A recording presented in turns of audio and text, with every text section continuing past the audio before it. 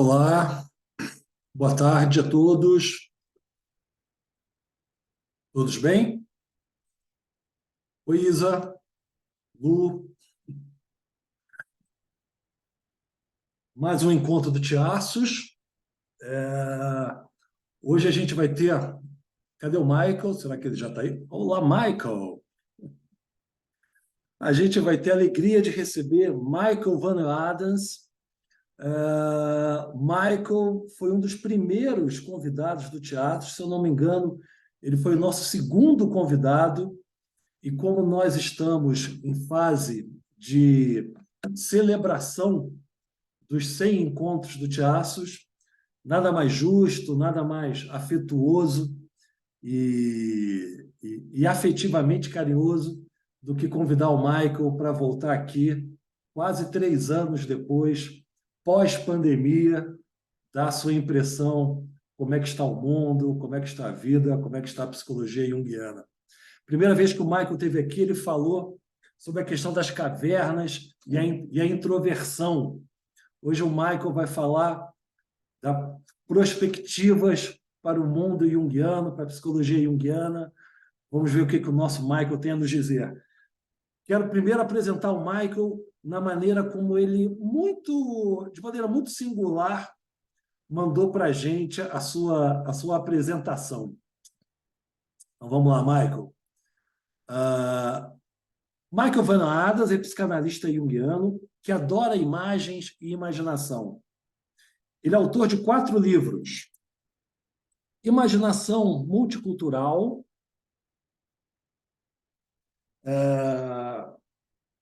quer dizer, Inconsciente Mitológico,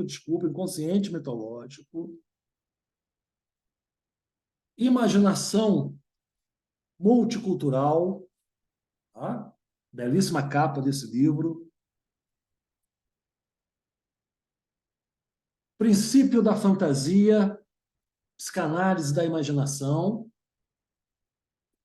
e Pelo Amor da Imaginação, Aplicações Interdisciplinares de Psicanálise Junguiana. Então, são 4 livros do Michael, que estava escrevendo um romance também. Depois eu vou perguntar para ele se o romance está sendo escrito.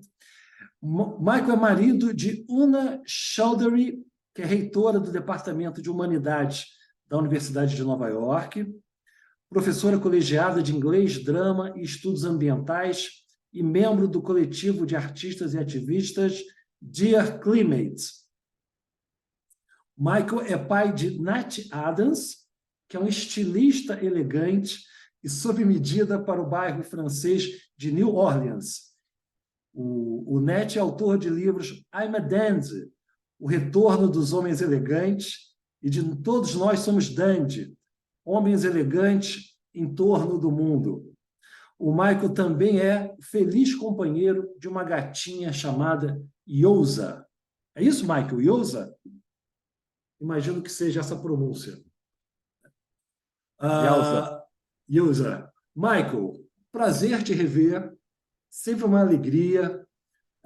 Sempre lembro do nosso... Sylvester também está aqui, que eu vi, né? Olá, Sylvester. Sempre lembro... Sylvester que esteve no Tiaços também ano passado. Sempre lembro do nosso jantar em Nova York, nós 3, com a Una, o meu pequeno Miguelito na época. Então, é uma alegria imensa te rever, meu amigo. Espero que você esteja bem e sinta-se completamente à vontade. A casa do Tiaços é uma casa que também é sua. Fique à vontade. Obrigado pela tua presença. Saudades tuas.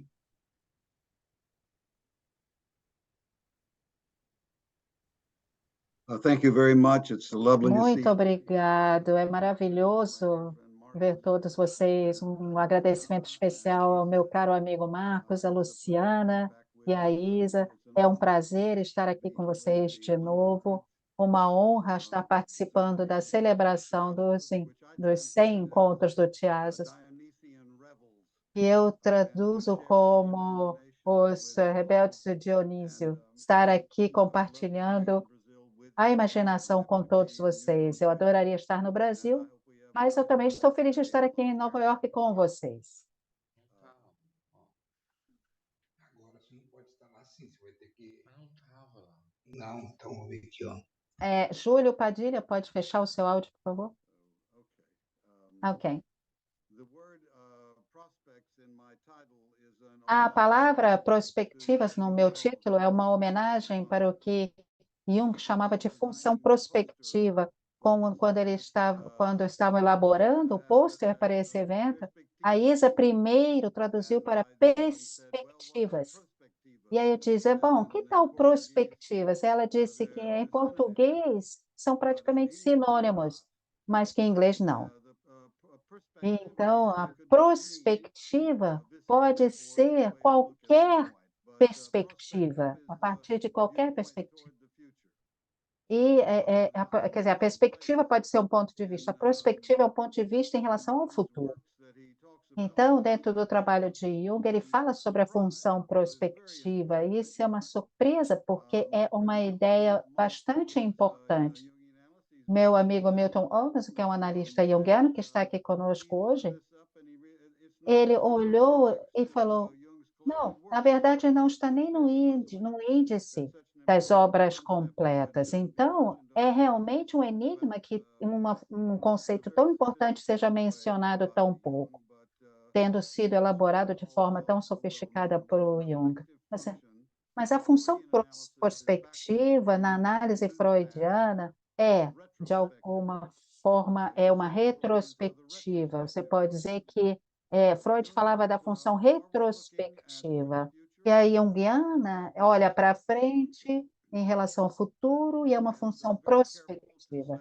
Os junguianos têm cuidado em dizer que a função prospectiva não é uma função profética, não está querendo prever o futuro. É bastante científica em relação a isso. Define a função prospectiva como uma função problemalística. A função prospectiva é uma combinação antecipada de probabilidades. É o que Jung fala. Então, hoje eu vou falar sobre as perspectivas para o futuro da psicologia junguiana. Essa apresentação não é uma polêmica, não é uma tentativa de criar uma polêmica, é um convite para a imaginação sobre as perspectivas do futuro da psicologia junguiana. Originalmente, eu pensei que eu falaria sobre 8 tópicos, mas eu acho que eu fui muito ambicioso aí. Não teremos tempo suficiente. Então, falaremos sobre 6 tópicos, mas vou mencionar os 2 tópicos que eu não vou falar. Uma é imaginação ativa e diálogo, é claro que é extremamente importante, porque como Jung fala que é a habilidade de promover a imaginação ativa e ter um diálogo entre o ego e o inconsciente, é justamente o uso da palavra dele, né, de conseguir ter um diálogo entre o inconsciente e o mundo exterior. Se você puder promover esse diálogo interior e a imaginação ativa, você será mais capaz de estabelecer um diálogo exterior com os outros seres humanos e com o mundo. O outro tópico que eu não vou falar será associação livre, liberdade de fala e liberdade de expressão. Eu acredito que seja indispensável para a prática de qualquer tipo de psicanálise, mas nós temos um problema com isso hoje em dia. Freud falou sobre a volta da repressão, mas agora nós temos o retorno do cancelamento, da censura, e eu não acho que a psicanálise pode existir, a menos que a gente tenha uma habilidade de falar livremente sobre os tópicos. Não vou falar, infelizmente, sobre esses 2 tópicos, mas falarei sobre os outros 6.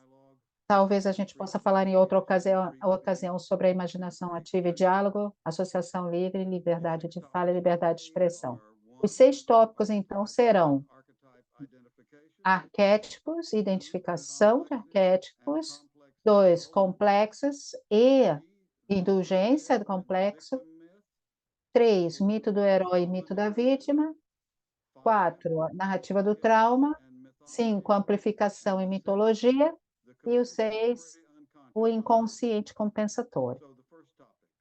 Primeiro tópico: arquétipos e identificação de arquétipos. Bom, hoje em dia, se você mencionar a palavra arquétipos, a primeira coisa que vai vir à mente das pessoas não será Jung ou James Hillman, mas sim Meghan Markle, por conta do podcast que ela tem chamado Arquétipos.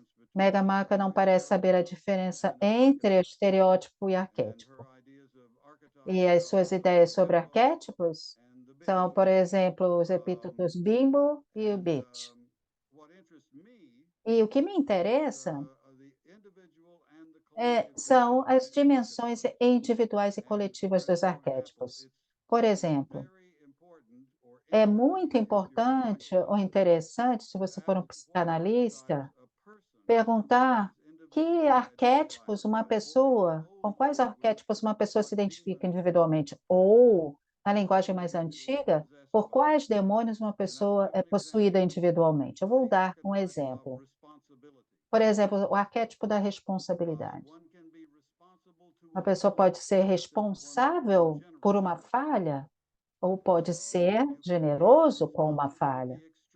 Você pode ser, por exemplo, um extremista da responsabilidade. Vou dar um exemplo de um sonho de muitos anos atrás. A sonhadora era uma mulher, né, e sua irmã, mais nova. E as duas estão fazendo compras juntas numa famosa loja de departamentos. Eu acho que era, por exemplo, Lina Marcos. Elas vão pagar pelos itens que selecionaram. E aí, no caixa, a irmã, de repente, nota um outro item, outro produto. Espontaneamente e de uma forma ansiosa, ela pega o produto. Imediatamente, a sonhadora da outra irmã a repreende. Não seja responsável. A sonhadora, a irmã mais velha, está tão identificada com o arquétipo da responsabilidade que ela não consegue imaginar alguém fazendo alguma compra por impulso ou uma compra sem motivo, apenas, digamos, pela diversão, pelo princípio do prazer. Ela compra apenas pichinchas, necessidades, itens práticos, sensatos, de preferência na liquidação. Outro exemplo: um homem, um agente bastante importante em uma organização que existe para defender uma boa causa. De fato, neste caso, uma causa tão digna que ele goza de uma estima praticamente universal. Se ele tirasse um dia de folga do trabalho, ou um feriado, ou umas férias, se ele tirasse qualquer folga para relaxar, descansar, se divertir, qualquer outro motivo, ele seria uma irresponsabilidade da parte dele. Como alternativa, então, o que ele faz? Ele fica doente. Ele inventa uma justificativa de que circunstâncias que estão além do seu controle eliminaram qualquer escolha no assunto. Ele não está bem e está se esquivando. Ele está doente, convalescente. A fim de dar a si mesmo uma desculpa conveniente para não trabalhar constantemente pela boa causa, ele se dá dores físicas muito fortes, debilitantes e incapacitantes. Isto é, ele está tão identificado com o arquétipo da responsabilidade que ele praticamente se prejudicou para preservar a sua reputação tão preciosa. Então, esse é um exemplo de identificação com o arquétipo no nível individual. Agora, eu vou dar um exemplo dessa identificação no nível coletivo. É muito interessante com quais arquétipos que as pessoas se identificam em determinado momento da história. Por exemplo, contemporaneamente, podemos dizer que é o arquétipo da justiça ou da justiça social. Mas vamos voltar para 1559, quase 450 anos atrás, para Peter Bruegel, o Velho. Ele fez 14 desenhos, caneta e tinta, que são 7 virtudes e 7 vícios. Uma das virtudes era a justiça, a Justicia, a deusa da justiça romana. Na mão direita tinha uma espada, na esquerda tinha balança e ela tinha uma venda nos olhos. No desenho, a justiça tem 300 homens ali na cena do desenho. Então, no século XXI, a justiça social para os ativistas progressistas é uma aspiração inequivocadamente positiva. Não tem sombra na justiça. É um bem sem ambiguidades. Mas, no século XVI, para Bruegel, justiça, no desenho dele, ele é provocativamente ambíguo, grotescamente irônico e casualmente brutal e insensivelmente banal. Nesse desenho, tem cenas dentro da cena, que ilustra a disparidade entre teoria e prática, entre ideal e real. Ilustram em detalhes gráficos o quanto a justiça pode ser punitivamente cruel e incomum.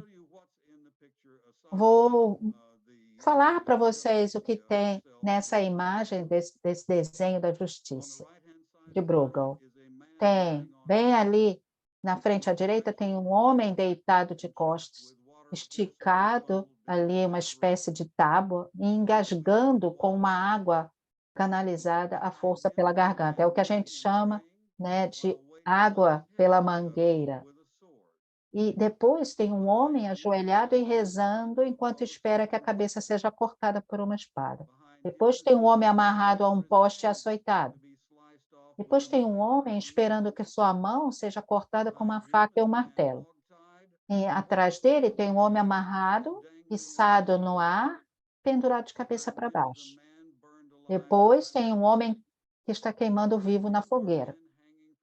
Depois tem homens pendurados na forca. E por último, claro, mas não menos importante, previsivelmente um homem sendo crucificado. E quando a gente olha para essas coisas, a gente vê a diferença entre uma concepção simplista de um arquétipo versus uma versão complexa de um arquétipo. Bruegel faz justiça à justiça, né, com a vingança. Então, a minha questão é: nós vamos avançar para uma das tarefas possíveis da análise junguiana, que seria observar e monitorar quais arquétipos as pessoas se identificam coletivamente em diferentes momentos. E se eles veem esses arquétipos de uma forma simplista ou se eles fazem justiça ao arquétipo, olhando para eles de uma forma altamente complexa. Segundo tópico, complexos e indulgência complexo. Um arquétipo é uma ideia e um complexo é um valor. Quando uma ideia se torna um valor, um arquétipo se torna um complexo. Um complexo é um arquétipo em relação a qual uma pessoa é especialmente, talvez excessivamente sensível. Eu vou contar uma história sobre uma experiência que eu tive muitos anos atrás na Fundação Jung de Nova York. Eu estava ali falando no programa público de educação deles, um curso de 5 semanas, uma introdução aos conceitos básicos da psicologia junguiana. E um desses conceitos era justamente do experimento da associação de palavras. Então, eu apresentei 50 palavras, isto é, uma versão abreviada do teste de associação de palavras de 100 unidades, né? Nós tínhamos adultos na audiência, eu perguntei, né, se algumas daquelas pessoas gostariam de ser voluntário. Uma mulher se apresentou e ela nos falou que ela tinha associado a todas as 50 diferentes palavras estímulo a mesma palavra resposta. De 50 diferentes palavras estímulo e para todas elas apenas uma e única resposta. Vocês podem adivinhar que palavra é essa? Pense. Dinheiro, sexo. Qual seria a palavra mais popular que poderia ser associado a tudo no mundo? Eu sei o que Freud responderia. Essa mulher respondeu mãe. Esse foi um exemplo de uma perseverança psicótica. Ela não conseguia sair do tópico da mãe. Era um complexo materno de uma magnitude enorme. Eu fiquei bastante assustado. Eu pensei que eu poderia estar induzindo uma reação psicótica nessa mulher, né, a partir desse exemplo pedagógico do teste de associação de palavras. Isso é um complexo que as pessoas com a qual você deveriam se preocupar, não seria algo a ser encorajado, quer dizer, você ver todo o mundo apenas a partir de uma lente em particular. Hoje em dia, os junguianos, na verdade, eles havia já alguns, só apenas os junguianos usam a palavra complexo, né? Já havia alguns freudianos rirem quando eu falo dessa palavra complexo, mas é bastante difundido na cultura contemporânea. A ansiedade atual, que equivale a uma fobia coletiva, principalmente entre os membros entusiastas da geração Z, eles tentam evitar ou prevenir qualquer situação que possa incluir um gatilho que possa perturbar qualquer pessoa. Então, quando eu falo de indulgência com complexo, é fazer alguma coisa radicalmente diferente do que as nossas abordagens em relação aos complexos fizeram antes. A ideia antes é que a gente ia tentar entender nosso complexo, analisar, trabalhar com ele e até diminuir o efeito desse complexo, ao invés de ter uma espécie de indulgência em relação a ele. Então, essa indulgência priva a pessoa de uma oportunidade de retificar ou até mesmo diminuir uma debilidade grave, tudo a serviço do valor da positividade universal.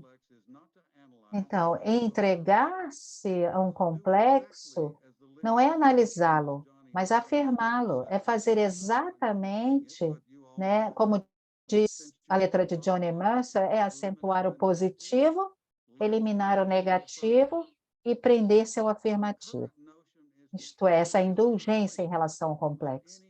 Então, acabam tentando evitar qualquer situação que possa desencadear um complexo, até mesmo um menor desconforto. Então, a estratégia é sempre avisar a todos com antecedência sobre qualquer coisa que possa servir de gatilho para esses complexos. Então, durante uma sessão de 50 minutos, o consultório psicanalítico, com a garantia da privacidade, confidencialidade, neutralidade, sempre foi um espaço seguro, mas nunca foi a intenção replicar essas condições em qualquer outro lugar para proteger qualquer pessoa de um complexo especialmente sensível, né, com armas e flechas, por mais escandalosamente infelizes que possam ser, usando até essas armas. Então, o objetivo é analisar intrepidamente o complexo, para que a pessoa possa lidar melhor com o que eu poderia chamar de psicocomplexidades da vida cotidiana. Agora, o meu terceiro tópico, o mito do herói e o mito da vítima. Tradicionalmente, a narrativa mestra da psicanálise tem sido o mito do herói. Acho que Joseph Campbell escreveu, né, O Herói de Mil Faces. Tem 6 componentes para esse mito do herói, que é o herói, vilão, a vítima, o monstro, a tesoura e a arma. E dentro do modelo cavalheiresco, nós temos o cavaleiro branco, cavaleiro negro, a donzela, o dragão, o tesouro e a espada. Exemplos seria, por exemplo, São Miguel com a espada em cima dele, matando o dragão, ou São Jorge, né, também no seu cavalo. Outro exemplo seria, por exemplo, o Capitão Ahab do Moby Dick, que tenta matar a baleia, ou o que Jung chama de dragão-baleia.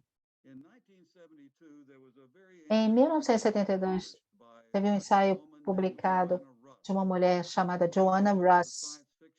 Joanna Russ era uma romancista de ficção científica, né, e também uma estudiosa feminista.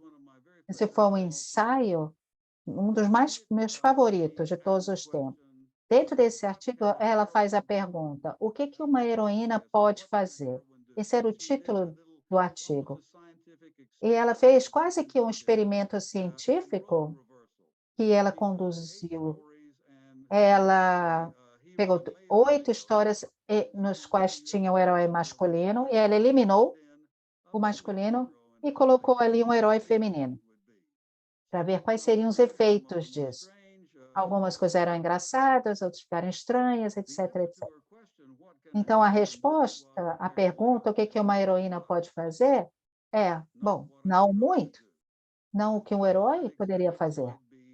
Exceção pode ser feita a Joana d'Arc, ou uma mãe como aquela que eu tive a oportunidade de conhecer, o privilégio de conhecer. Jessie Smith Adams vivia numa fazenda no Texas, em um conteúdo, em um contato muito íntimo com o mundo selvagem, além dos animais domésticos. Então, o monstro era uma cobra, a arma era uma enxada. Então, quando ela encontrava uma cobra com presas venenosas ou não, ela cortava a cabeça com uma enxada e, em seguida, enrolava o corpo dentro de um pote e levava para casa. Depois ela convidava as amigas, as senhoras, colocavam elas sentadinhas ali bonitinhas e tal, e apropriadamente, com um certo floreio, mostrava o pote, assustando todas elas. Então, agora a pergunta diz: o que uma heroína pode fazer? Eu acho que é uma questão mais radical. A questão seria: será que algum homem ou mulher, ou qualquer pessoa no mundo, ainda deseja ser um herói? Será que o mito do herói ou da heroína tem algum futuro? Agora nós temos as celebridades, os especialistas, os influenciadores. Não a aspiração feminista de oportunidades heróicas iguais para as mulheres. Agora temos um esforço resoluto para substituir o mito do herói por um mito da vítima. De repente, é muito mais prestigioso ser uma vítima do que um herói, seja homem ou mulher. O protagonista do mito agora é a vítima. A vítima do quê? Bom, das circunstâncias. Imagine um livro com o título A Vítima de Mil Faces. O que vai acontecer com os atributos que tradicionalmente definem o heroísmo? Isto é, qualidades como coragem, determinação, fortaleza, tenacidade e resiliência. A minha questão é sobre o futuro do mito do herói em termos do mito da vítima e as questões em torno da glorificação da vítima, a performance da vitimização como um estilo de vida. Meu quarto tópico é a narrativa do trauma. Eu gostaria de falar da indispensabilidade do trauma. O que faria a psicanálise sem o trauma? Será que a psicanálise poderia existir sem o trauma? O trauma é uma senha, uma palavra-chave, não apenas na teoria psicanalítica, mas também na cultura contemporânea, especialmente na proliferação de doenças mentais e na propaganda da saúde. No complexo industrial psiquiátrico farmacêutico, o trauma é lucrativo, é um grande negócio, é muito dinheiro envolvido. O trauma é um excelente exemplo de um fenômeno que gera lucro com a proliferação empresarial de transtornos, diagnósticos e terapias, entre eles drogas, como em qualquer cartel, para marca e mercado, e também, claro, para vender. Bom, primeiro eu vou falar sobre o trauma individual. O trauma não é um fenômeno simples, não é um evento, mas uma experiência de um evento. Temos muitas questões sobre o status ontológico ou a realidade do trauma. Se o relato da experiência do evento é verdadeira, falsa, fictícia ou fantástico, é irrelevante, pois qualquer um deles, diz Jung, pode ser igualmente traumático. Então, isso é uma declaração radical de Jung. Se o relato for verdadeiro, falso, ficcional, fantástico, é irrelevante, porque qualquer um deles, diz Jung, pode ser igualmente traumático. Então, por exemplo, o transtorno de estresse pós-traumático. O trauma agora, para algumas pessoas, é como uma identidade permanente. Para tais indivíduos, o trauma é quem eles são. Por que estariam, então, ansiosos para renunciar ou transcender essa identidade, a única que possuem? Se o trauma é uma história tão elementar, uma narrativa tão essencial para a identidade, por que o indivíduo arriscaria um processo analítico que, como James Hillman said, reistoria a vida? Por que ter uma narrativa cômica feliz quando você tem uma narrativa trágica, triste, traumática e dramática? Então, essa é a questão sobre o trauma individual. Agora vamos pensar sobre o trauma coletivo. O trauma individual, o trauma de uma pessoa, é um fenômeno bastante sério. Mas e o trauma coletivo, isto é, o trauma de um povo? Um exercício provocativo de psicologia de massa é justapor atrocidades coletivas, compará-las e contrastá-las nas semelhanças e diferenças, avaliar as ordens de grandeza relativas. Em tal avaliação, que atrocidade coletiva, por exemplo, o tráfico transatlântico de escravos ou o Holocausto, é o mais atroz? 12,5 milhões de africanos escravizados ou 6 milhões de judeus exterminados. E também temos a noção de transmissão transgeracional do trauma. A alegação de que não apenas as vítimas imediatas de atrocidades como a do comércio transatlântico de escravos ou o Holocausto sofrem traumas diretos, mas que também gerações sucessivas e descendentes dos sobreviventes também possam sofrer trauma. Temos 5 perguntas aqui. Qual é o processo preciso através do qual se presume que um trauma coletivo possa ser transmitido de uma geração para outra? Por quantas gerações é possível que um trauma coletivo seja transmitido? Na ausência de qualquer esforço deliberado para sustentá-lo e prolongá-lo, um trauma coletivo tende espontaneamente a se dissipar e, por fim, expirar? Quais são as funções de lembrar e de esquecer, incluindo reprimir, na transmissão ou não de um trauma coletivo de uma geração para outra? Finalmente, apesar das nobres intenções, a pura retórica da transmissão transgeracional de um trauma, sempre inadvertidamente e paradoxalmente, inventa um trauma, quando não existe, e o impõe a uma geração que, se fosse simplesmente deixada em paz, poderia nunca sofrer o trauma coletivo? Na literatura da vida cotidiana, a narrativa do trauma pode ser o gênero mais popular no momento.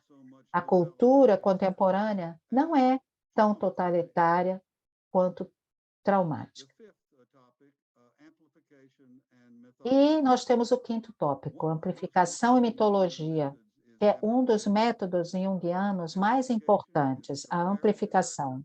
A amplificação é um método comparativo contrastivo para processar imagens do inconsciente.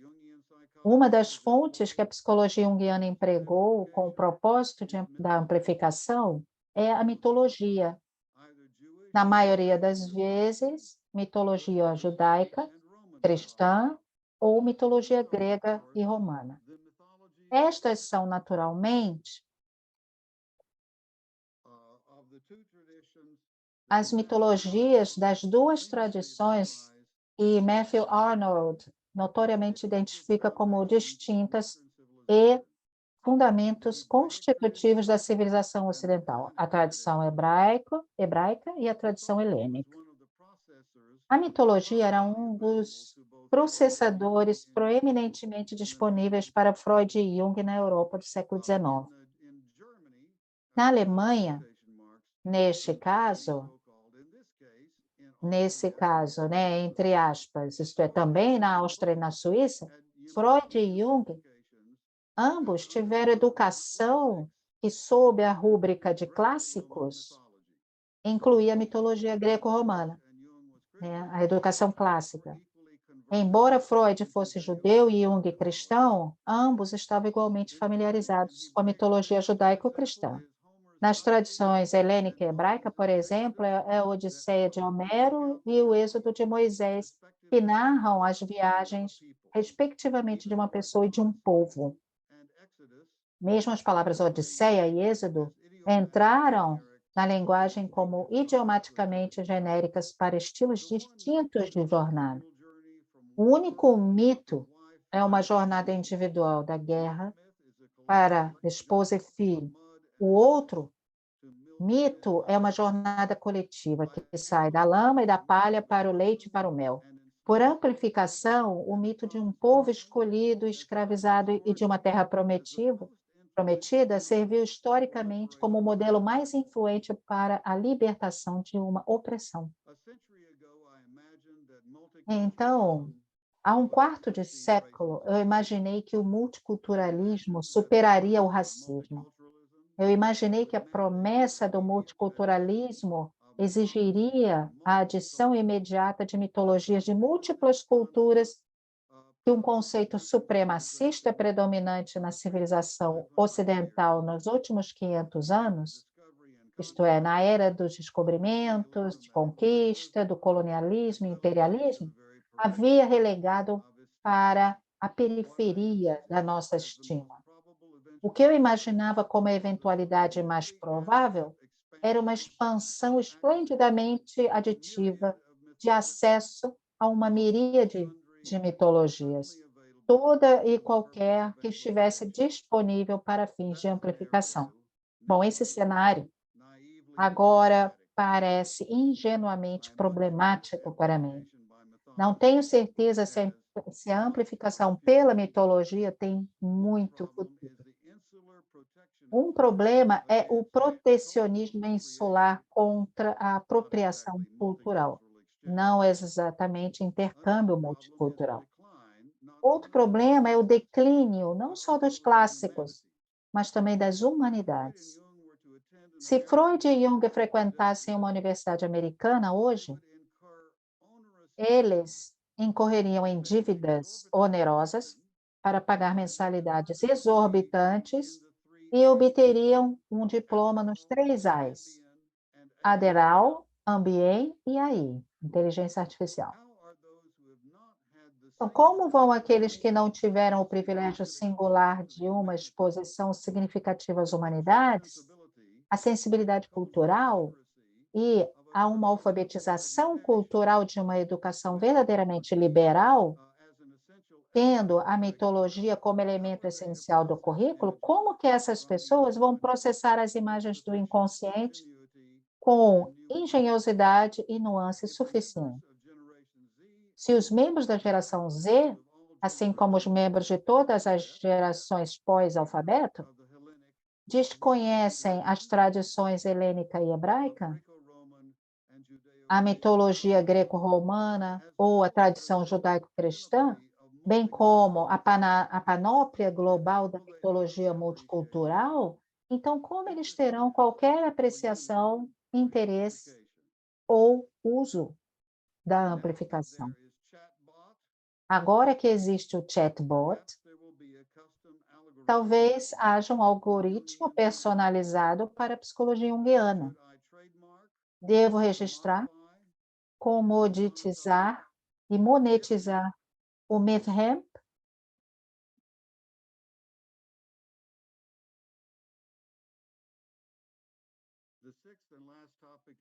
O sexto e último tópico é o inconsciente compensatório. Inconsciente, uma palavra, mas tem duas definições radicalmente diferentes para ele.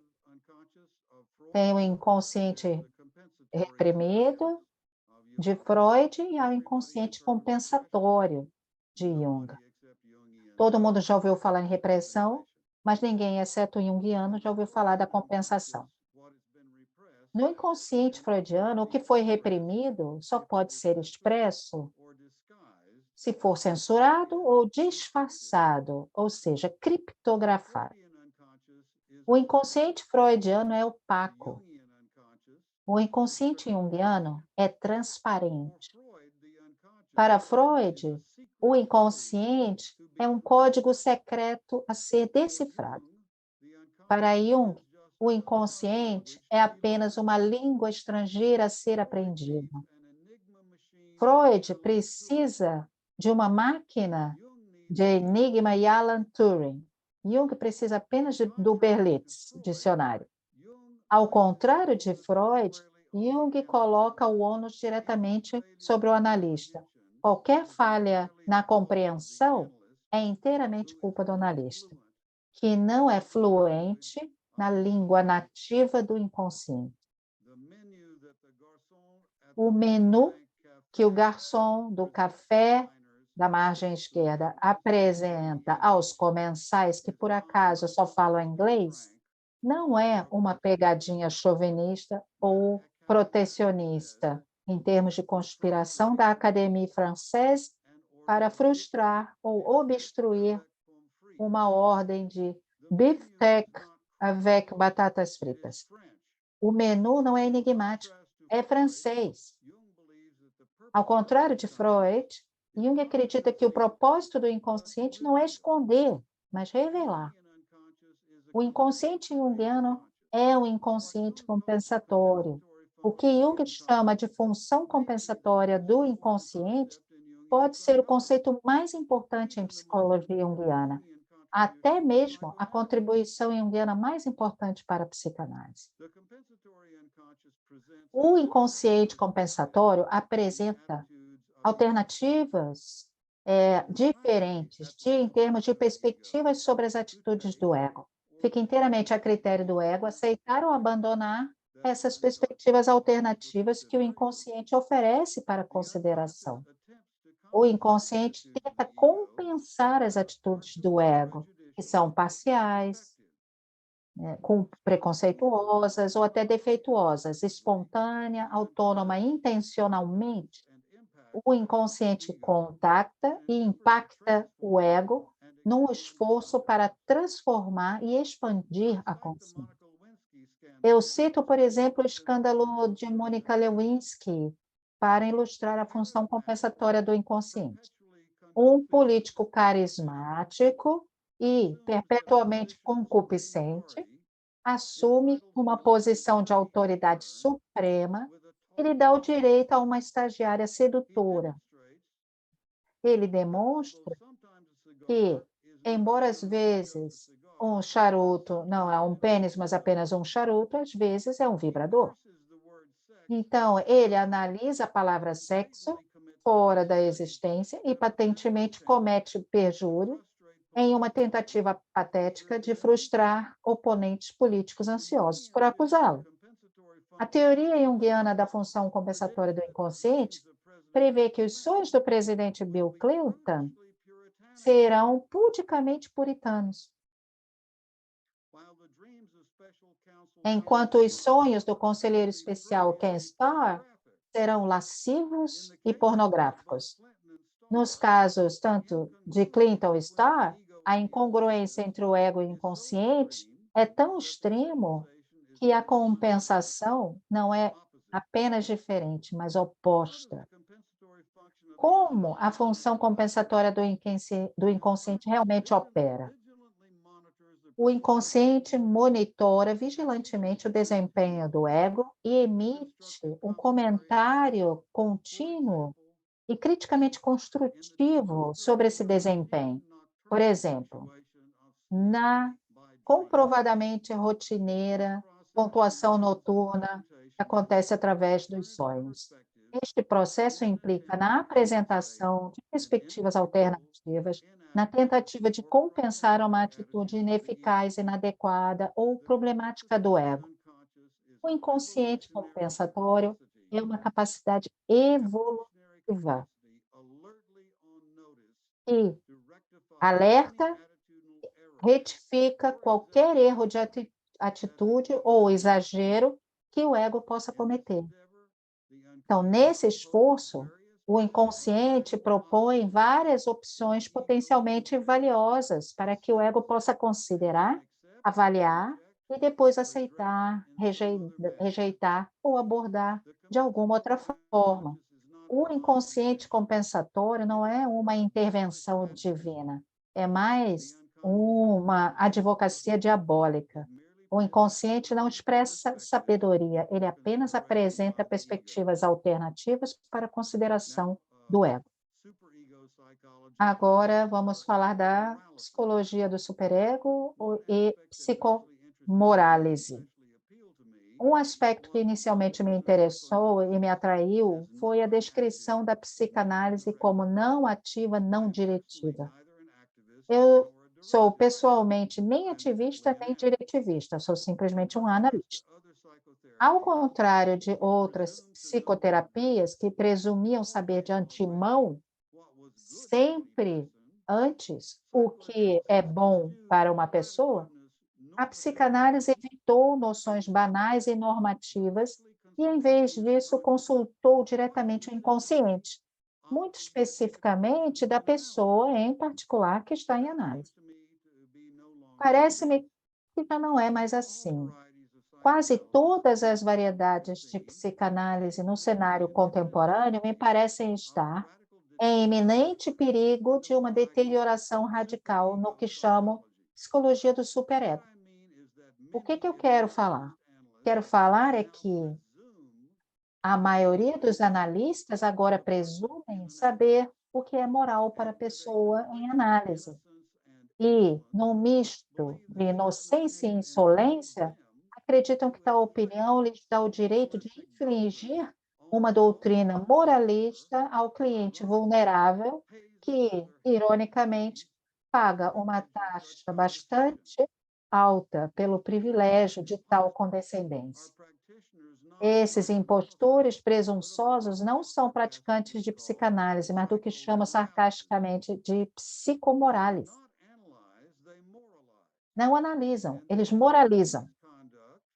E desculpam essa conduta com a melhor das intenções e com uma segurança equivalente a uma grandiosidade.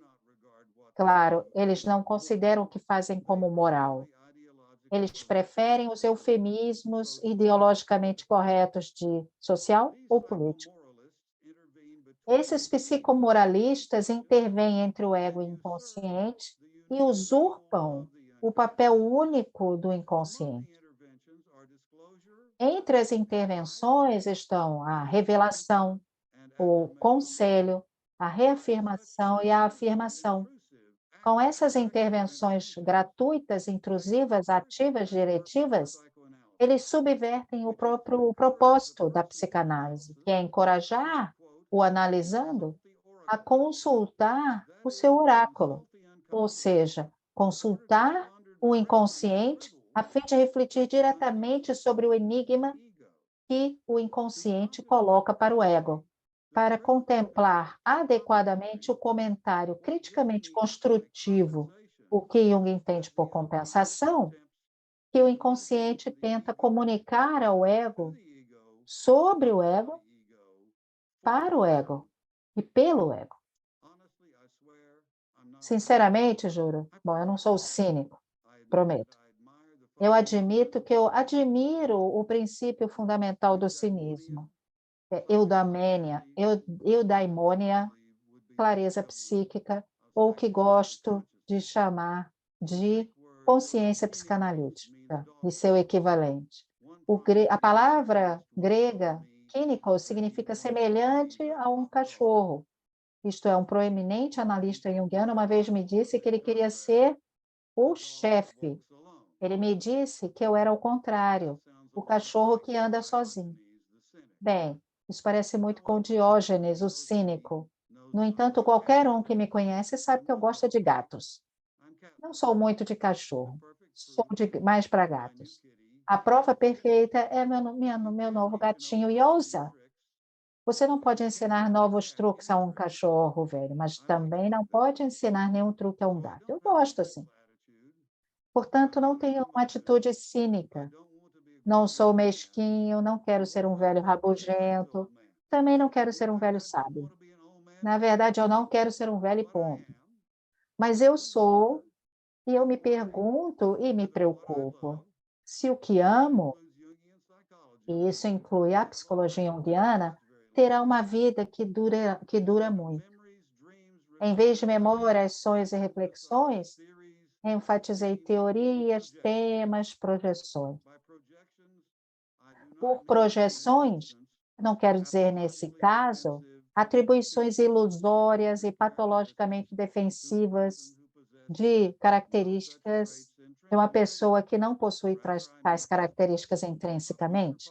Em vez disso, quero dizer estimativas de possibilidades futuras como extrapolações das tendências atuais, que é o que no título dessa apresentação eu quis dizer com prospectivas para o futuro da psicologia junguiana. E o que acredito que Jung quer dizer quando ele define a função prospectiva como uma combinação antecipada de probabilidades. Com isso, eu desejo a todos vocês o melhor.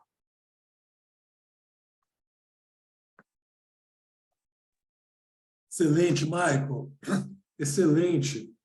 Diretrizes para uma psicologia junguiana do futuro. Bom, vamos abrir para as perguntas. Tá? Quem quiser fazer pergunta, por favor, coloca o nome no chat, eu chamo e a pessoa faz a pergunta direto para o Michael. Os convidados do Michael, Sylvester, Michael, Jenkins, se vocês quiserem também participar, por favor, fiquem à vontade, ok? Michael, eu queria começar, tem várias questões aqui, vou escolher uma e depois eu faço outras.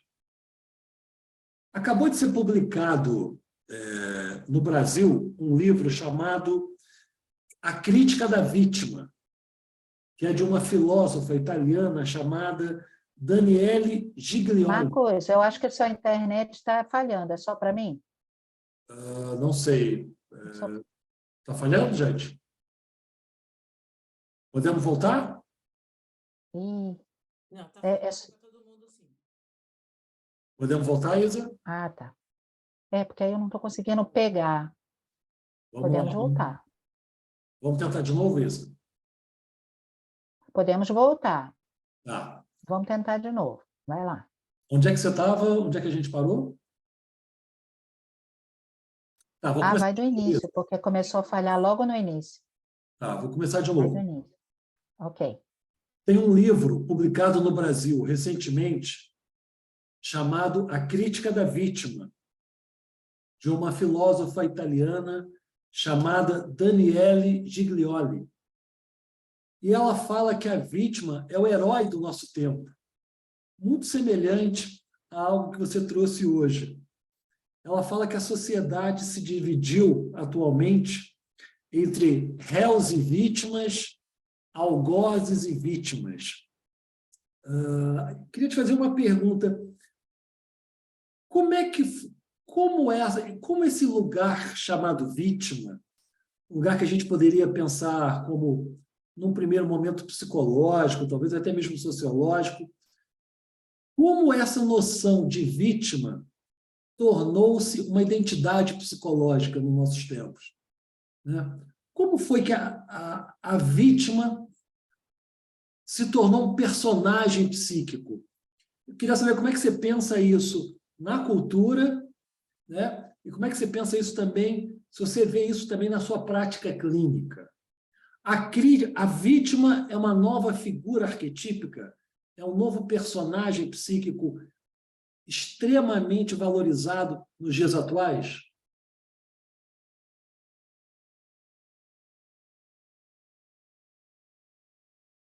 Yes, can you hear me? Sim, sim, vocês estão me ouvindo? Bom, essa é uma grande questão. Eu não tenho uma resposta imediata para ela. Mas eu acredito que é um fenômeno real. Alguém pode imaginar o monstro com as 1000 faces, ou o vilão com as 1000 faces, ou você pode imaginar todo tipo de coisas com as 1000 faces. Podemos imaginar um desses personagens do drama, ou personagens da história, que em algum momento da história se torna mais popular, mais proeminente do que outro, por algumas razões culturais. Obviamente, alguma coisa está acontecendo no nosso tempo que é um pouco diferente daquilo que acontecia 100 anos atrás. Alguma coisa que talvez tenha a ver com uma mudança demográfica, com a questão da democracia, com diferentes grupos tendo mais acesso ao poder, talvez tenha a ver com a nova mídia. Eu estou assumindo que essa nova mídia, da mesma forma que Marshall McLuhan fala, as novas mídias fazem novas coisas serem possíveis. E também incluindo o livro do arquétipo ao clichê. Eu não sei se tem um movimento do arquétipo ao clichê ou que os arquétipos, na verdade, são apenas clichês. Essas duas palavras são sinônimos. Então, eu não acho que tenha algo que a análise junguiana possa ter em termos de ativismo no mundo. Eu não sei se a análise junguiana é equipada para fazer isso. Eu acho que ela é bastante boa em fazer uma coisa que é analisar as formas de consciência. Mas tem muitas pessoas tentando aplicar a análise junguiana, onde eles acham que se adeque de forma mais democrática, na verdade, ver as pessoas com diferentes opiniões se expressarem nesse processo. E quem sabe poder votar, quem sabe teremos uma eleição daqui a alguns anos para decidir isso. Mas eu não estou particularmente preocupado de que algo se torne permanente. Mas me parece que existe aí uma mudança acontecendo, uma mudança na ênfase. Alguns tipos de valores, aqueles que eu mencionei, resiliência, tenacidade, alguns desses valores estão sendo questionados hoje em dia. Eu estava com uma pessoa ontem à noite numa recepção para a Universidade de Sussex, né, uma recepção em Manhattan, e tinha um psicólogo lá da Universidade de Sussex, onde eu fiz um doutorado, onde tinha um programa em psicologia, né, sobre a bondade. Por exemplo, podemos pensar no herói que se especializa em bondade. Quer dizer, essa bondade, James Hillman dizia que o herói ocidental tradicional, na verdade, precisa matar o dragão, precisa matar alguma coisa. Então, você está definindo heroísmo, por exemplo, mas isso não é como Gandhi definia o heroísmo. Não tinha nenhum tipo de espada ou arma relacionada. A sua arma é uma resistência passiva, né? É só agregá-lo. Ou talvez podemos dizer que a arma é a sua sabedoria e não os músculos. Então, tem diferentes formas de ser um herói, de fazer algo importante. Talvez algumas pessoas acreditem que elas possam ser heróis sendo vítimas, assumindo o papel de que elas realmente podem conseguir o que elas querem a partir daí. E que ser vítima, na verdade, é a arma. Tem outras pessoas que acreditam que o mito do vilão também é bastante popular. Isto é, você pode pensar em muitos políticos que as pessoas caracterizam como sendo completamente vilões. Então, estão ali no mito dos heróis, estão no mito dos vilões. Então, é uma paisagem muito interessante. Desde que o mito do herói foi uma história tão importante na psicologia junguiana e parece que algo diferente está sendo mais popular hoje, eu fico pensando que mistura de coisas, né, poderiam acontecer. Só para ilustrar, Michael, aqui no Brasil, a gente tem uma frase que é quase uma espécie de ditado, que é: a vítima tem sempre razão. Alguns anos atrás, um filósofo brasileiro chamado Francisco Bosco escreveu um livro cujo título é A Vítima Tem Sempre Razão? Interrogação. E ele utiliza muito uma escritora americana, Laura Knitz, que escreveu o Contra-Amor, que ela estuda esses problemas de assédio nas universidades americanas, e o livro foi muito mal recebido no Brasil, porque ele problematizava exatamente essa questão da vítima. Então, me parece que tem alguma coisa mesmo sendo pensada na consciência coletiva sobre essa questão. Acho que tem a ver com o que você está falando. Luciana, com você, por favor. Michael, super obrigada pela sua palestra perturbadora. Eu queria trazer um novo tópico aqui para as prospecções, que é os sonhos. São sonhos. Quando eu li o título da sua palestra, Prospecções em Psicologia Junguiana, eu lembrei de um livro que eu li há um tempo atrás de um neurocientista brasileiro que se chama Siddhartha Ribeiro, onde ele usa esse termo, prospecção, mas ele usa o prospecção, eu até anotei aqui o pedaço que ele usa, ele fala que o sonho é um momento privilegiado para prospectar o inconsciente. E aí ele problematiza no livro o sonho no mundo contemporâneo, né? Ele fala, então, que com a ansiedade que a gente vive, com a correria, com a pressa, os sonhos podem estar num momento crítico, né? As pessoas ou não lembram dos sonhos, ou pelos remédios que tomam, os ansiolíticos, não sonham, né?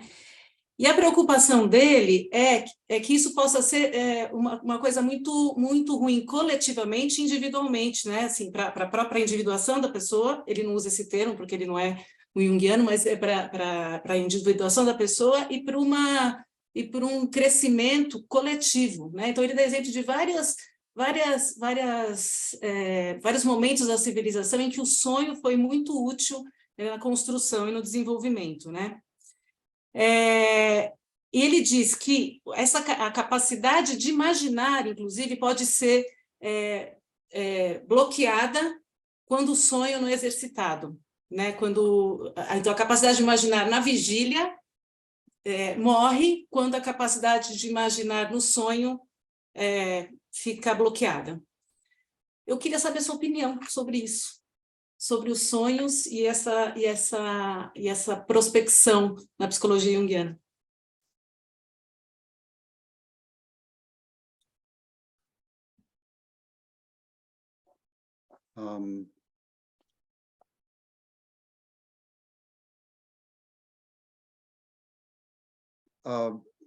Prospect is a very interesting word because Prospectivo é uma palavra muito interessante, porque, de alguma forma, quando você fala prospectivo, a prospecção do inconsciente, eu acho que, e talvez vocês também chamem, né, do prospector. Isso é, a pessoa que vai lá e tenta cavar e achar ouro, né? Ele é um mineiro, um minerador, isto é, ele está buscando metais valiosos no terreno. Então, é esse tipo de coisa também, isto é, alguém que vai cavar ali no inconsciente, ou essa outra palavra, né? No subconsciente, onde alguém vai ficar ali buscando e cavando. Mas eu acho que, na verdade, você, mais uma vez, quis falar de alguma coisa relacionada ao futuro.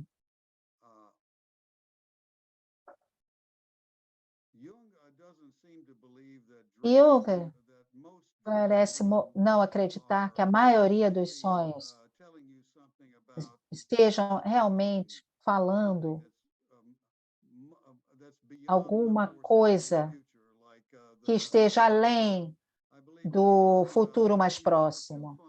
Acho que ele fala de duas funções do sonho. A principal é a função compensatória do inconsciente através dos sonhos.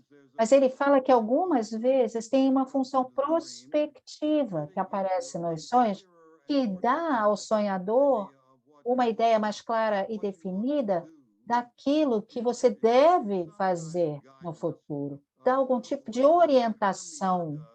Isto é, assim como Hermes ou Mercúrio fazem através do psicopombo. Isto é, que vai guiar você ali naquele outro mundo, naquele outro lugar. Mas ele não pensa que é isso que a maioria dos sonhos faz. Apenas alguns sonhos ocasionalmente fazem isso, sob condições extremas. A maioria dos sonhos vai falar para você de modos diferentes que você pode lidar com as suas situações presentes. Então, na Bíblia, entre outras coisas, tem todas essas questões sobre, por exemplo, por exemplo, alguém tem um sonho e fala, não vai para o Sinai que você vai ser morto, ou Jesus fala sobre, ouve os sonhos, né, e diz, nós vamos ter uma fome generalizada, isso no Antigo Testamento, no Salomão, né, nos sonhos de Salomão, e também tem, então, nós temos aí essa função profética do sonho. No Islã, tem toda essa ideia de que Gabriel, ou outro tipo de anjo, chegou, se mostrou a Maomé e falou algo sobre o futuro, que agora ele deveria ir lá e falar para o seu povo, revelar para o seu povo. E tem também toda essa dimensão. Mas eu não acredito realmente, quer dizer, não vejo nenhuma evidência disso no meu trabalho com as pessoas, se é que as pessoas estejam tendo sempre assim grandes sonhos sobre o futuro de um milagre, alguma coisa. Na verdade, são muito importantes, são muito pessoais, são muito íntimos e valorosos, mas do tipo mais pessoal. Falando sobre o presente mais imediato ou de um futuro mais próximo. Então, usar a palavra sonhos dessa forma diferente, sonhos literais, ou como Martin Luther King usa, né, de uma forma mais simbólica, dizer, eu tenho um sonho, que é quase um sinônimo de imaginação, num nível. Ou até mesmo a palavra imaginação, no nível, nós temos o adjetivo imaginal, que James Hillman tornou popular, imaginal, mas também temos imaginário, que é um adjetivo negativo, isso é só imaginário, isso não é real. E temos também imaginativo, que é criativo. Imaginal, ele é neutro. Essa é uma das coisas que eu gosto da palavra. Nem assume que é imaginário, nem imaginativo. Está ali, isto é, não vamos nos preocupar e vamos olhar simplesmente para as imagens e ver exatamente o que elas estão fazendo, através do termo imaginal. Então, eu não vejo que o inconsciente está projetando alguma coisa dramática, enorme, no futuro, como uma revelação para toda a cultura ou para o mundo como um todo. Eu não vejo isso acontecendo, pessoalmente. Não tenho certeza. Por exemplo, o Siddhartha Ribeiro, eu não sei se era esse exatamente o nome, mas eu acredito que pessoas como eu têm sempre aqui esse dispositivo do celular, olhando alguma coisa na internet, ou esse tipo de coisa, eles, na verdade, não estão prestando atenção nos sonhos, não estão se conectando ou tentando se conectar com o consciente, com as imagens, com a imaginação das pessoas, como as pessoas aqui estão interessadas em imaginação, eu presumo. Então, eu adoro essa ideia, né, de oficina de imaginação compartilhada. Eu acho muito interessante esse nome, porque não é uma imaginação coletiva onde todo mundo tem que imaginar a mesma coisa. Parece que é um esforço onde as pessoas têm diferentes tipos de imagens, imaginação, e elas compartilham umas com as outras e pensam em como que a outra pessoa está imaginando uma coisa em relação ao que ela está imaginando. Eu acho que essa é uma atividade muito bonita. Eu acho que é muito diferente de simplesmente olhar para uma coisa na Wikipédia, etc. Acho que você olha também, mas Newton Moulton, que eu mencionei, quer dizer, nós conversamos muito sobre a inteligência artificial o tempo todo, porque nós não pensamos que seja inteligente, é um algoritmo, é uma fórmula matemática que prospecta dados e coleta uma grande quantidade de dados e, de alguma forma, chega a uma média. Isto é, eu não sou um tipo de cientista como Newton, eu sou apenas um psicanalista. Então, também existem outros tipos de cientistas envolvidos. Eu nem sequer conheço a matemática baixa. Imagina se eu vou conhecer a alta matemática, né? Então, eu nem sei somar. Mas Newton, com todos os cálculos, etc., ele fez um monte de coisas. Então, na verdade, eu escuto, eu o respeito, eu acredito no que ele diz. A única coisa que a gente precisa se preocupar é que, né, a gente acabe ficando nas mãos de pessoas que sejam assim tão estúpidas, né?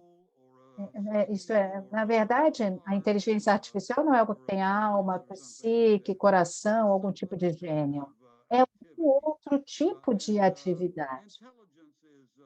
A inteligência, nós estamos dando muito crédito, até mesmo para o uso dessa palavra. Essa seria, na verdade, a minha compreensão. Então, uma imaginação artificial seria simplesmente algo artificial. É um artífice, é um artifício, não é algo verdadeiro. Sonhos, os sonhos são algum tipo de resultado de milhares de anos de evolução. Isso é um mistério magnífico. E nós temos o inconsciente que nós fazemos esse tipo de coisa que Jung fala. É terrível que mais psicólogos e psicanalistas realmente sejam pouco alfabetizados na teoria e no método de Jung. Eles não sabem o que a gente está falando quando a gente usa esses conceitos. Mais uma vez, um dos exemplos é que se você usa a palavra inconsciente, eles não entendem da mesma forma, né? E é claro que eles pensam que você está usando o termo da mesma forma. Então, aqui eu quis apresentar as diferenças significativas da ideia junguiana de inconsciente, por exemplo, e também da ideia de Fordham de inconsciente. Para Fordham, o inconsciente tem a ver com desejos, pulsões, né? E não é realmente sobre ideias. Eles não pensam, os freudianos não pensam que o inconsciente pensa e imagina, não pensa que seja uma mente autônoma na psique. Eles pensam que são impulsos que precisam ser expressos. Por exemplo, se você tem algum tipo de repressão sexual, coisas assim. Eles não pensam que o inconsciente é a fonte de algum tipo de imagens e imaginação é importante que você precisa levar em consideração. Não penso que seja inteligente. Quer dizer, não penso que seja algum tipo de sabedoria ou verdade, apenas acho que o inconsciente nos oferece opiniões que nós podemos assumir, considerar ou dispensar. Ótimo, obrigada. Obrigado, Lu. Sônia, contigo, por favor. Boa tarde, muito obrigado por sua excelente palestra. Só para acrescentar alguma coisa sobre a palavra prospecção e prospectiva, ambas existem em português, e, na realidade, com os dois sentidos mencionados, tanto a prospecção de um minério no solo, como em relação ao futuro.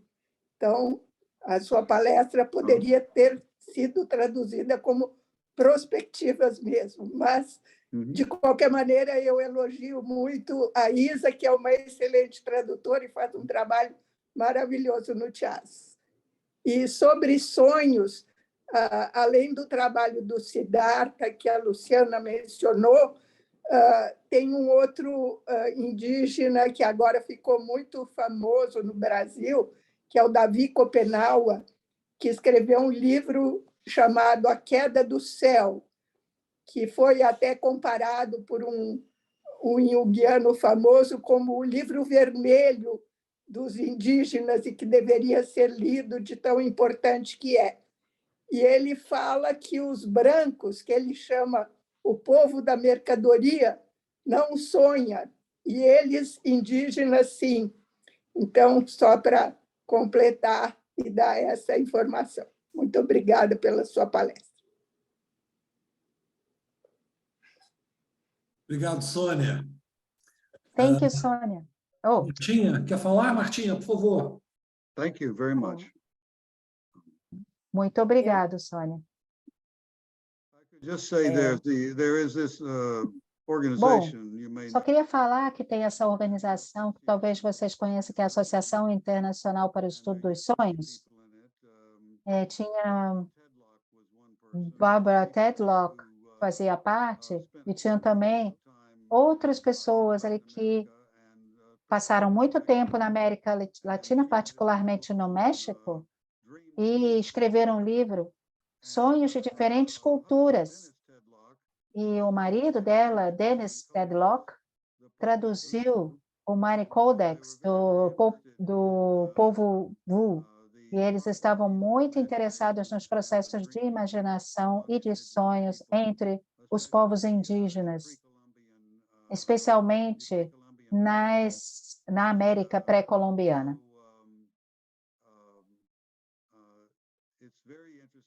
Então, é muito interessante pensar nos modos diferentes em que a palavra sonho ou qualquer outra palavra, visão, imaginação, delírios, tem diferentes sentimentos nessas diferentes linguagens e línguas. Muito obrigada por falar sobre os dois sentidos de prospectiva, prospecção e perspectiva. Mesmo, bom, eu agradeço mais uma vez. Obrigado, Michael. Obrigado, Sônia. Martinha, contigo. Primeiro, obrigada pela palestra, eu achei fantástica. E já uma questão, eu gostaria muito que tivesse tido tempo para os dois últimos temas, né, que você disse que, quem sabe, fica na próxima. Né? Estou aqui bastante curiosa e torcendo para uma nova palestra. Né? Mas eu queria só voltar um pouquinho àquilo que você estava falando, né, do arquétipo, né, do herói, e aí falou da vítima, mas eu estava pensando numa questão, né, se tudo não é, na verdade, assim, se a gente não pode pensar nisso em termos de diálogo, né, porque eu acho que eles estão todos muito entrelaçados, né, o herói, a vítima, o vilão, né, porque o herói parte para salvar a vítima de um vilão. Então, acho que são aspectos, né, que a gente pode pensar assim, de uma mesma história. Né? Então, onde um sobressai, né, onde é que estão os outros? Né? Então, se a vítima está sobressaindo, né, onde está o vilão, onde está o herói, onde está o auxiliar? Né? Então, assim, em vez de pensar como coisas separadas, colocar esses elementos muito nesse diálogo. Né? Não sei o que você acha disso.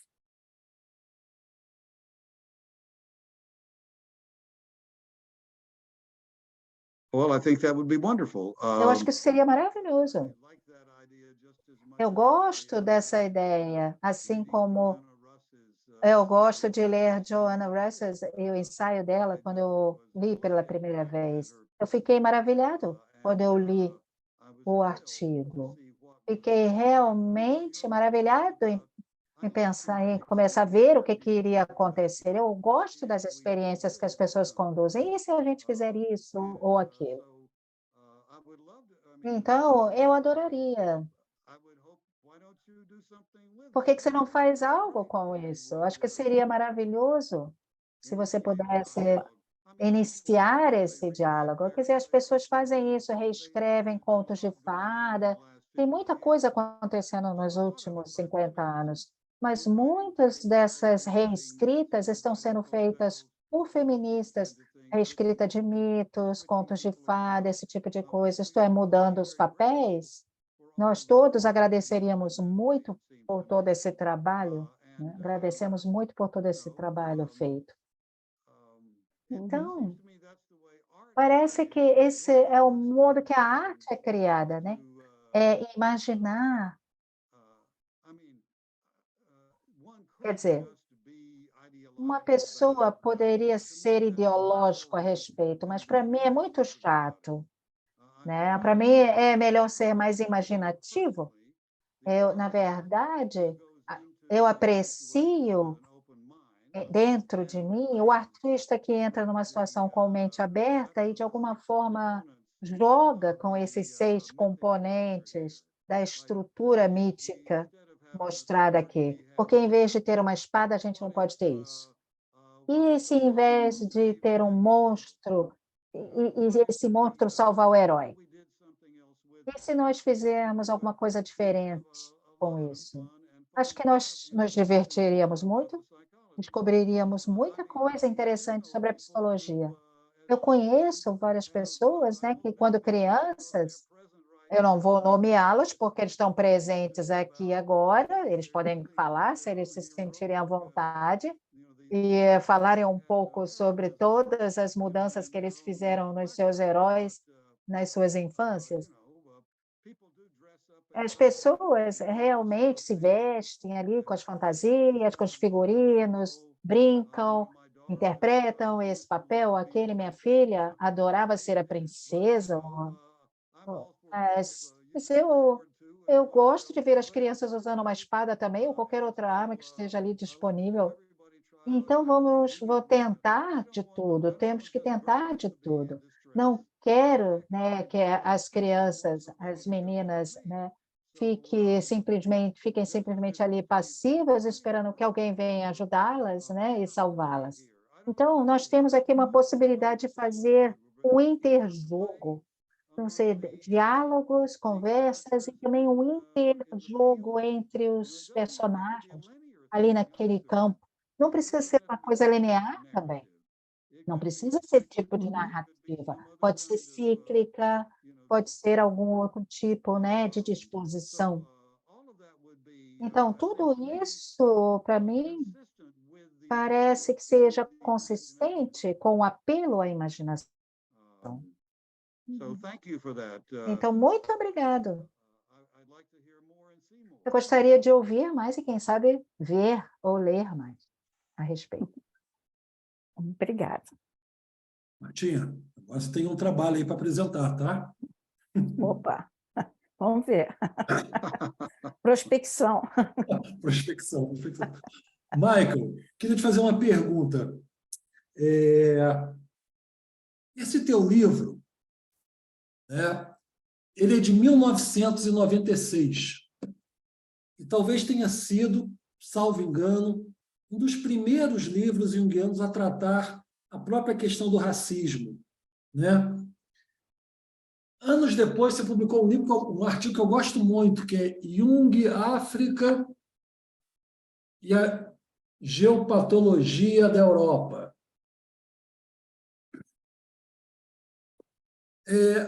Esses dois, quer dizer, o primeiro livro e esse artigo, eles são... Qual é a relação deles com isso que você está trazendo hoje sobre a questão do trauma e da transmissão geracional? né? Porque você está fazendo uma espécie de uma crítica de uma narrativa traumática sobre esses traumas geracionais. Como é que são momentos diferentes de você pensando uma mesma questão? Você mudou de opinião? Queria localizar um pouco melhor o teu pensamento nesse tema, já que é um tema, também tem esse artigo teu, né, The Venus Sable, né? Esse é um tema que é muito comum a você escreve bastante sobre isso. É um mesmo lugar, você fez deslocamentos, você avançou para novos territórios. Queria entender um pouco.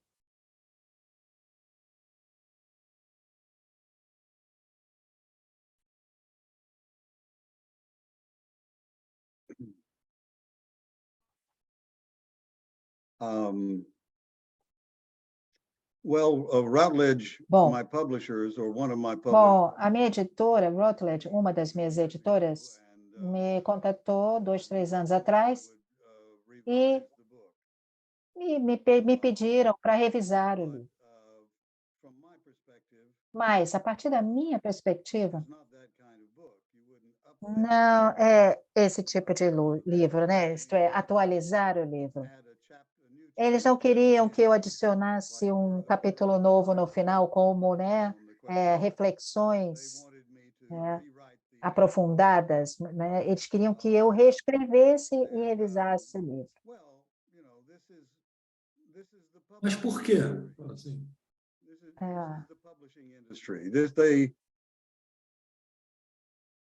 Pardon? Por que eles pediram? I have no idea. Não tenho ideia. Foi em torno do aniversário de 25 anos da publicação desse livro. Eles queriam uma edição importante de 25 anos, com uma estrela dourada ali na capa. Então, foi o primeiro livro junguiano a lidar com raça, racismo, cor, questões de cor, etc. Eu tenho muito orgulho daquele livro. Não muitas pessoas me escrevem e me dizem, muito obrigado, foi importante para mim, mas ocasionalmente eu recebo uma carta de alguém e algumas vezes fala desse livro em particular, e eu fico muito feliz e tenho muito orgulho de ter escrito aquele livro. É um livro que eu tenho um grande carinho. Eu nunca escrevi esse livro, né? Mas vocês não podem roubar o título que eu já dei, que é A Imaginação dos Sonhos. Freud fez a interpretação dos sonhos e o grande Michael Van Noyadams está falando da imaginação dos sonhos. Vai entrar para a história, né, mundial por conta disso. Então, por isso que eu fico achando até divertidas as minhas ambições. Mas aquele livro foi o que eu escrevi, sim, sobre esse tópico. Sou uma família multicultural. Meu irmão, por exemplo, adotou uma criança. A minha filha foi adotada da Índia, a minha esposa é da Índia, e meu filho é um indo-americano. E eu sou simplesmente um gringo. Desculpe, mas eu sou simplesmente inglês, irlandês, escocês, algo parecido. Esse é o fato. Eu faço o que eu posso com essa minha deficiência. Eu, na verdade, desejo a todos o melhor. Eu gostaria de ter um pouco mais de pigmento, é verdade, de melanina, digamos assim. Meus olhos azuis, de alguma forma, doem quando eu saio no sol, né? Eu sinto que eu sou uma vítima, eu sou vítima do meu DNA. Eu espero que vocês todos, né, se sintam tristes por mim pelo resto da noite. Mas aquele livro é muito importante. Eu acredito que tem coisas naquele livro que eu devo dizer que as pessoas nem ainda começaram a falar a respeito. Eu poderia, na verdade, falar algumas coisas sobre isso. Eu sei que não tem tempo suficiente para fazer de forma decente hoje, mas quando eu falo da diversidade, e quando eu falo sobre que o próximo problema que as pessoas vão ter vai ser práticas como preferências, não por causa, será, a etnia e não a raça será a questão, e a etnia é a prática cultural. Não é algo que é material, físico, não está no DNA ou na genética, ou algo assim. Não é natureza, como a cor da pele, a forma do corpo, coisas assim. Para mim, cor, forma do corpo são triviais. Quer dizer, eu gosto de algumas tonalidades de pele mais do que outras, talvez seja uma preferência pessoal, mas não me parece ser algo bastante significativo, não é uma categoria importante para mim. Eu não organizo o meu mundo em torno dessas generalizações. Eu estou mais interessado nas diferenças culturais. Então, essas são as coisas que realmente me atraem. Eu acho que é uma área mais rica de se explorar e investigar. Então, eu fico um pouco surpreso que um pouco disso, hoje, essa ideia de raça tenha voltado e tenha se tornado tão popular e que seja assim tão utilizado. Então, eu acho isso, na verdade, um movimento regressivo. Acho que é regressivo, reacionário, a partir da minha perspectiva pessoal. E eu gostaria que tivesse algo realmente, verdadeiramente progressivo, como movimento em relação a isso. Eu não acho que o antirracismo seria um modo para o futuro. Eu espero que seja um tipo de coisa temporária e que a gente possa voltar para algo como diferenças culturais, para que as pessoas possam explorar com as suas imaginações. Essa é a minha esperança, pessoalmente. Qualquer pessoa que esteja interessada nesse tópico, eu, obviamente, não ganho a vida a partir disso, mas tem algumas pessoas que fazem uma coisa, fazem apenas aquela coisa, fazem aquela coisa muito bem durante muitos anos. Mas a minha imaginação é mais diversa do que isso. Então, tem outras coisas que eu quero refletir, que eu quero escrever a respeito, além de raça e racismo. Mas tem outras coisas que eu escrevi também, além dessas outras coisas. Isto é, se alguém quiser, eu posso enviar para vocês em 2 segundos as referências, para que as pessoas possam encontrar essas outras coisas que eu escrevi a respeito, ou eu posso me comunicar com alguém e enviar esse material para eles, né? Para qualquer pessoa que esteja interessada aqui. Mas muito obrigada por fazer essa pergunta. É muito importante para mim. Esse é um livro, foi o primeiro livro teu que eu li e realmente ocupa um lugar bastante importante na minha formação como junguiano. Tá? Queria deixar isso registrado aqui. Silvestre, você não quer fazer uma pergunta para o nosso amigo Michael?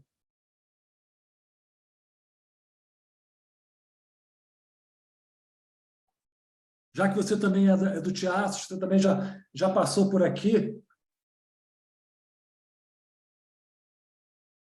Microfone fechado. No, I love what Michael is presenting, and he's always very Eu successful. adorei o que o Michael apresentou, né? Ele é realmente incrível. Eu não seria capaz de focar como ele faz, né? 6 pontos, etc. Eu fiquei realmente com esse título maravilhoso, A Vítima das Mil Faces, essa perspectiva da nova vítima, porque o modo como essas vítimas se apresentam, eu acho que eles não apresentam mais do que 10 fases. A complexidade do herói é multicultural, parece que a cada cultura tem uma variação desse mito. Então, tem 1000 faces, Mas a vítima talvez não tenha esse tipo de diversidade do herói. Isto é, não tem muito a ser escrita sobre a vítima. Talvez elas não sejam tão diversificadas no contexto. Quer dizer, tem diferentes tipos de miséria, digamos assim, né? E tem mais formas, de certa forma, de superar a miséria, digamos.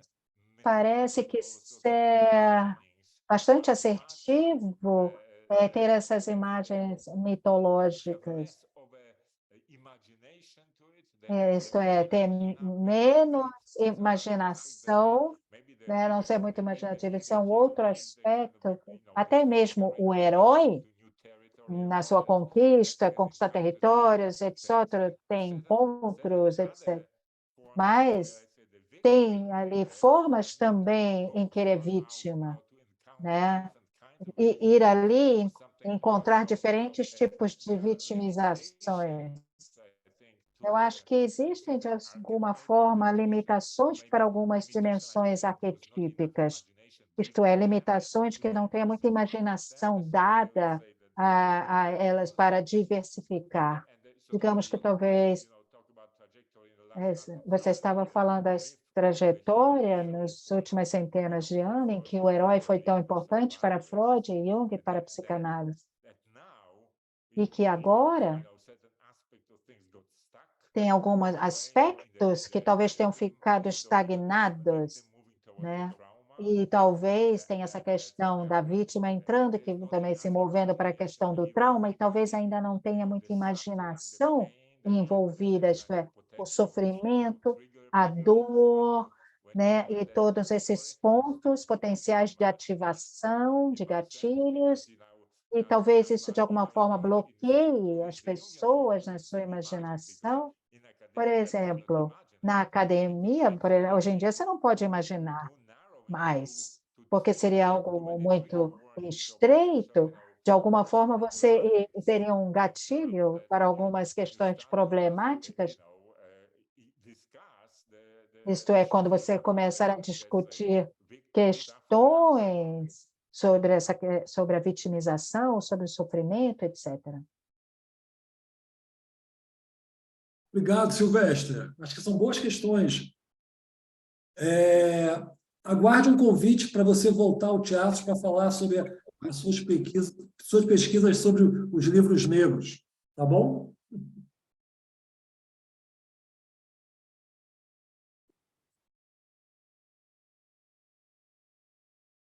Thank you, Sylvester. How's Oklahoma? Obrigado, Silvestre. He's sitting in Oklahoma. Você está em Oklahoma?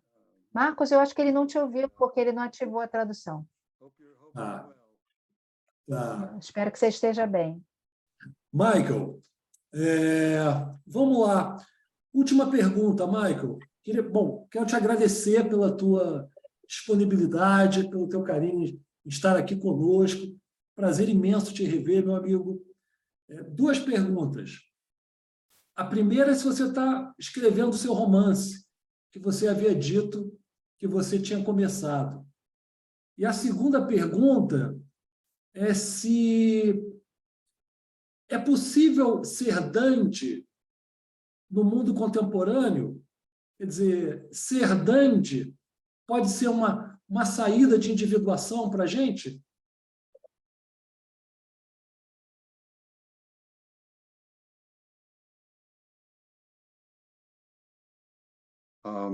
Dante, né, Marcos? Dante. Dandy.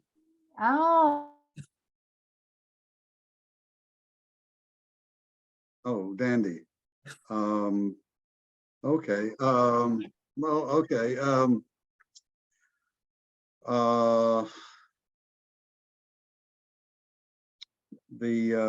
What was the first question? I'm sorry. Qual foi a primeira pergunta? Sobre o romance que você estava escrevendo. My Natty Adams, my son complex. Okay. Anyway, what? Eu acho que aqui o meu complexo de filho foi ativado. Eu acabei esquecendo a primeira questão.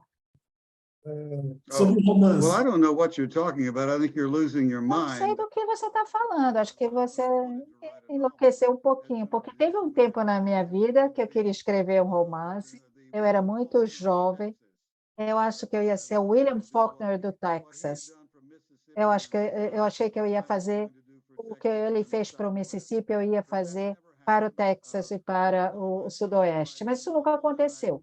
Bom, a única vez que eu comecei a escrever um romance, eu escrevi mais ou menos 30.000 palavras e depois eu decidi que eu não ia continuar, porque eu ia ter que escrever pelo menos 150.000 palavras, então eu abandonei a ideia. Mas não seria um romance. Mas todos vocês devem ser culpados que eu não tenha que eu não tenha publicado um livro desde 2014,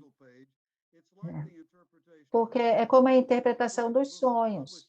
O livro do Freud foi publicado em 1899, mas ele não era conhecido pela sua humildade e modéstia. Ele queria ser o homem que estivesse escrevendo o primeiro livro do novo século. Então, ele colocou 1900 na capa, mesmo tendo sido publicado em 1899. Então, Routledge, por alguma razão, decidiu colocar 2014, mas, na verdade, foi publicado em 2013, isso foi 10 anos atrás. Então, eu não escrevi mais nada desde esse ano. E o que eu faço? Eu sei que você tem alguma coisa aí em mente, não tenho certeza se é Alzheimer ou alguma coisa, Marcos, mas eu vou ajudar você, meu amigo. Eu vou te visitar em qualquer momento. Now, you know, I paint images. Agora eu pinto imagens, agora eu faço o trabalho visual. Mas o que você fez é que você me corrompeu ao me convidar para fazer isso, me dar uma oportunidade de pensar sobre isso. Agora eu vou começar a pensar muito bem. Será que é possível que um homem com um marca-passo e um stand e um coração fraquinho, com 75 anos, 3/4 de século, será que um homem com um gato possa escrever, né, esse gato que está sempre para me atacar, que pode me matar a qualquer momento? Será que um homem nessa posição pode escrever um livro? Pode ver. Talvez seja o livro número 5, que está aí. Tem um título, Perspectivas para o futuro da psicologia junguiana. E depois, é claro, todos vocês vão escrever depoimentos ali, né? Na contracapa, vão dizer, né? Vão falar coisas maravilhosas sobre mim. Eu vou agradecer ao Tiago, eu vou agradecer ao Brasil, eu vou agradecer São Paulo, Rio de Janeiro e outras cidades.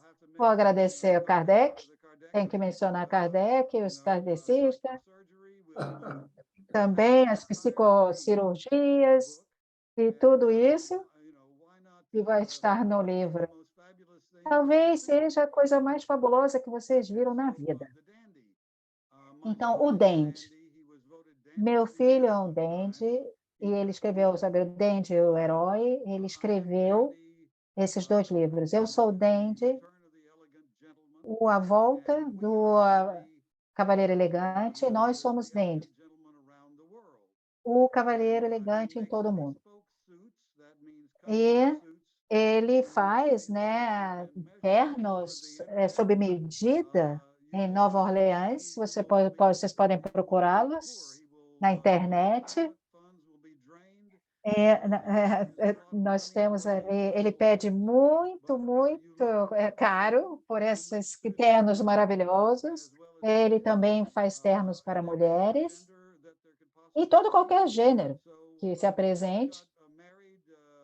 Ele acabou de casar em Nova Orleans 2 semanas atrás e todo mundo estava realmente muito bonito. O nome dele é Nanny Adams,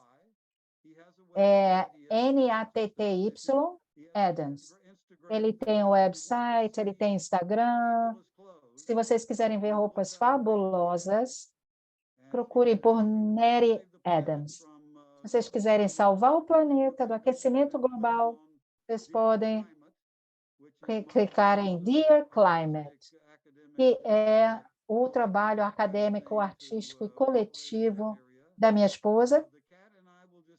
O gato e eu, nós vamos estar aqui escondidos de todos, né, aproveitando nossa companhia aqui em particular.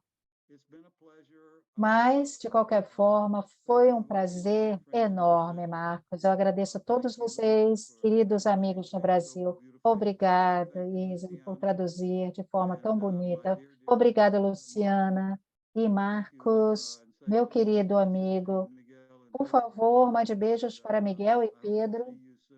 E eu espero ver vocês mais uma vez, você de novo, ou mais breve. Eu espero realmente que a gente se reúna pessoalmente. Eu espero vê-los a todos o mais breve. Muito obrigada.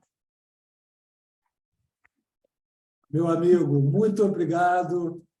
Prazer enorme te rever. A casa é sua, volte sempre. Fico feliz de te ver bem. Mande um grande beijo para a Una, né? Tenho muito carinho por ela. Bye bye. Espero que a gente possa se ver em breve. Thank you. Beijo em ti. Até a próxima, Michael. Obrigado. Bye bye, friends. Thank you. Pessoal, Silvestre, Tchau, pessoal. Muito obrigada.